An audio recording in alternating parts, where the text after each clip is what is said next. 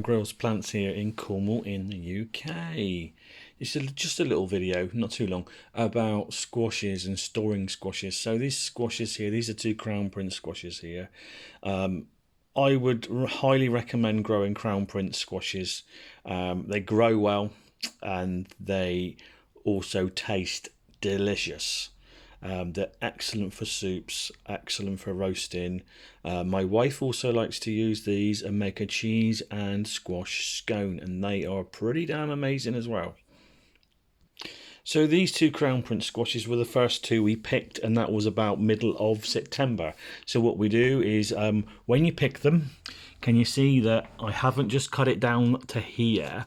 What I've done is I've left this bit, and this bit on, because this is now dying back. If we cut it back right into this section here, and if it rots back, it rots down into the squash. So that's the first thing I'll give you a tip on, is leave a section like that, and that from the plant, and then when it dies back, there's less chance of this rotting into the squash and ruining it.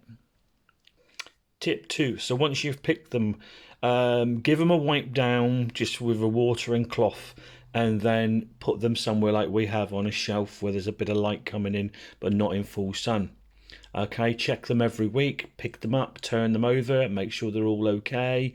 And then once they've been in here on this shelf for 2 weeks, what we'd do is we would oil the skins. What I'll do is take, actually I'll just go and show you actually, because I'm just doing it with a few other squashes. So this is how you oil them. This is just a normal vegetable oil. You could use a sunflower oil or anything similar. A bit of paper towel, turn that bottle upside down over the top of it. You've got a tiny amount of oil now on that cloth. Too much, drip it off. There's my squash here, and what I'm doing is I'm polishing the squash with the oil all the way around it, okay, ensuring that you've covered the whole of the skin, which is what I'm doing now, and underneath as well of the squash. You can see now he looks nicely polished, look, nice and shiny.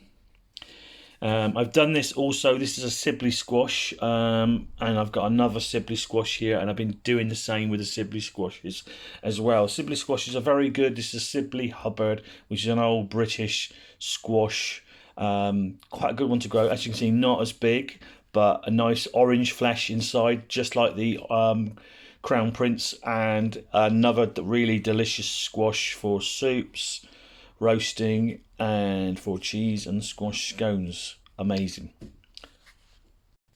So why do we oil the squashes? This hardens the skin. So I'll leave these on the worktop now until maybe later today, and then I will put them back with the other squashes once they've dried out a bit. You know, this is almost blended in, sucked into actually the skin.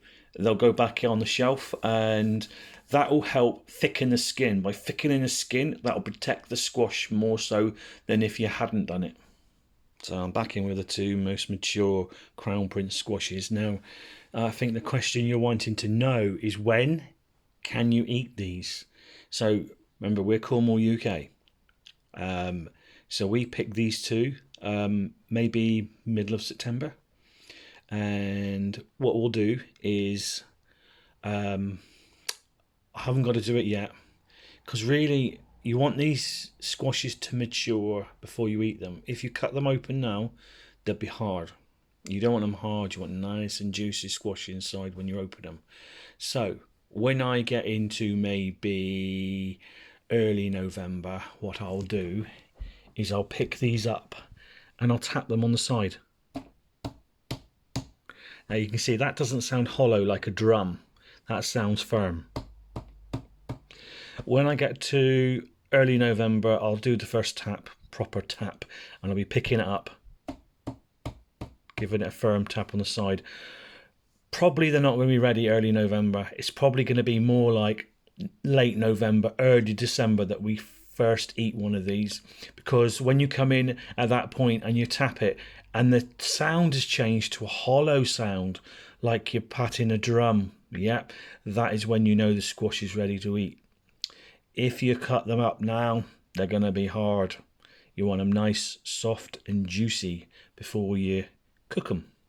Any questions you may have, put them in comments. Please subscribe if you feel you want to. We make all sorts of videos all about things related to planting, growing things, perennials, vegetables. Yeah, so please subscribe if you feel you want. Give us a like. Yeah, thank you.